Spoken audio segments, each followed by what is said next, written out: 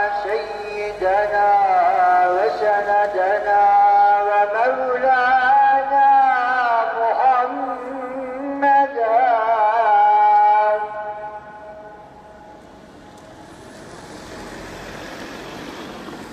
يا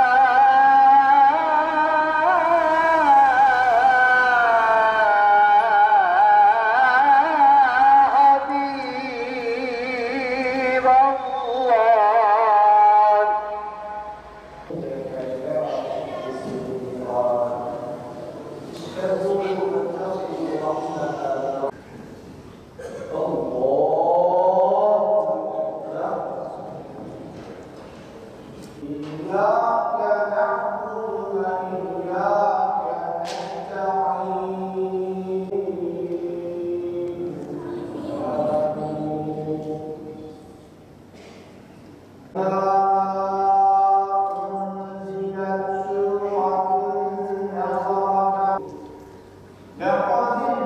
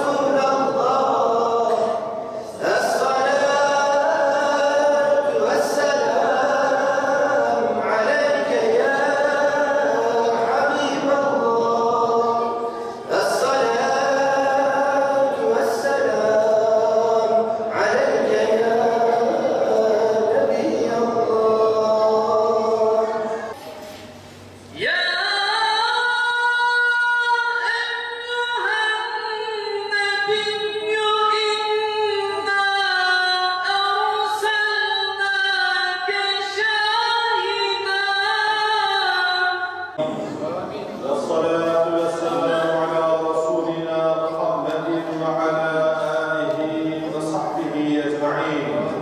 Ey bizleri ve mevcudatı yoktan var eden, varlığından, sevgisinden ve rahmetinden haberdar eden Yüce Rabbimiz. Ey rahmetiyle bütün varlığı, bütün kainatı, bütün insanlığı kuşatan Rahman ve Rahim olan Yüce Rabbimiz. Ey yerlerin ve göklerin yegane sahibi, kalplerimizin, niyet ve gayelerimizin, hedeflerimizin, arzularımızın, kederlerimizin yegane maliki olan Yüce Mevlamız, sana hakkıyla ifade etmekten aciz kaldığımız hamdimizi, şükrümüzü, duamızı sana yöneltiyor ve bu mescitte ellerimizi, kalplerimizi, gönüllerimizi sana açıyoruz. Dualarımızı kabul eyle ya Rabbi. Mevlid-i Nebi haftasına girmiş bulunuyoruz. Peygamber Efendimiz sallallahu aleyhi ve sellemin dünyaya teşrif edişinin yıl dönümünü bütün mümin ve Müslümanlar olarak bir kez daha hatırlıyor. Mevlid-i Nebi haftasında her yıl olduğu gibi Resulullah sallallahu aleyhi ve sellemin örnekliğini vatandaşlarımıza aktarmaya çalışıyoruz. Bugün de Şevket Başak Camimizde ve Batmanımızın bütün camilerinde Resulullah sallallahu aleyhi ve sellemin getirmiş olduğu ilkeleri bir kez daha hatırladık. Mevlid-i Nebi'yi bir kez daha okuduk. Tekrar cemaatimizle oldukça yoğun bir şekilde ilgi gösteriyorlar. Zira zamanlar içerisinde böyle önemli zaman dilimleri, günler içerisinde önemli gün ve anlar vardır. Bunları da vatandaşımıza, insanımıza aktarmak için bir vesile teşkil ediyoruz. Mevlid-i Nebi haftası her yıl olduğu gibi Diyanet İşleri Başkanlığımız bir tema üzerinde duruyor. Bu yılki Mevlid-i Nebi haftasındaki temamız gençlik üzerine.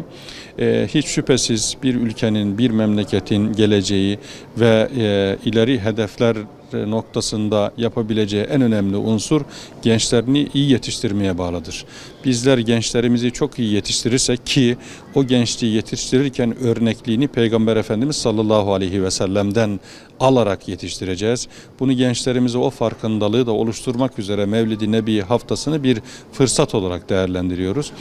Bunun için gayret ve çaba sarf ediyoruz ve bütün toplumun bütün katmanları ve bu işe kafa ve gönül yoran her insan gençliğe değer anlamında, gençliğe her şeyin değebileceği anlamında elini taşın altına koyarak gençlerimize ileri ufukları göstermeli ve onlara çalışma azmini, iradesini ve milli ve manevi duyguları onlara aşılamak için gayret ve çaba sarf etmelidir. Çok teşekkür ediyorum. Önce şunu alayım. Gerçi önce olmam lazım değil mi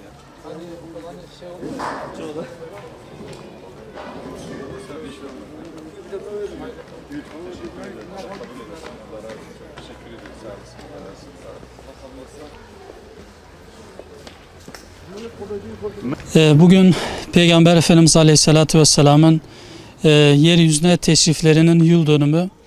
Bu vesileyle bizleri bugüne ulaştıran şanı yüce Rabbimize sonsuz hamd ediyoruz. Malum bugün yeryüzünde büyük sıkıntılar, sorunlar yaşanmakta. Bunların temel sebebi insanların Peygamber Efendimiz Aleyhisselatü Vesselam'ın getirmiş olduğu o mesajdan uzaklaşmalarıdır. Bugün yaşanan problemlerin, yaşanan savaşların, yaşanan sıkıntıların en kısa ve en temel çözümü Peygamber Efendimiz Aleyhisselatü Vesselam'ın o yıllar evvel, asırlar evvel getirmiş olduğu nebevi mesaja dört elle sarılmaktır. Bugün Müslümanlar olarak bizlerin Peygamber Efendimiz Aleyhisselatü Vesselam'ın sünnetine sarılmaktan başka çaremiz yoktur. Tüm sorunların çözümü Peygamberin sünnetine sarılmaktır. Bugün yeryüzünde yaşanan sorunlar maalesef Müslümanları birbirlerinden ayırmıştır. Ancak eğer Müslümanlar, ümmet tekrardan nebevi mesaja dört elle sarılırsa inanıyoruz ki birlik ve beraberlik içerisinde tekrardan hayatlarını devam ettireceklerdir. Ve böylece ümmet şu anda yaşadığı sorun ve sıkıntılardan kurtulmuş olacaktır. Elbette bizim de bu yönde temennimiz Müslümanların yeniden birlik ve beraberlik içerisinde Kur'an ve sünnete tekrardan dönerek beraberliği elde etmeleri ve bugün ümmetin yaşadığı sorunlara umut olmalarıdır.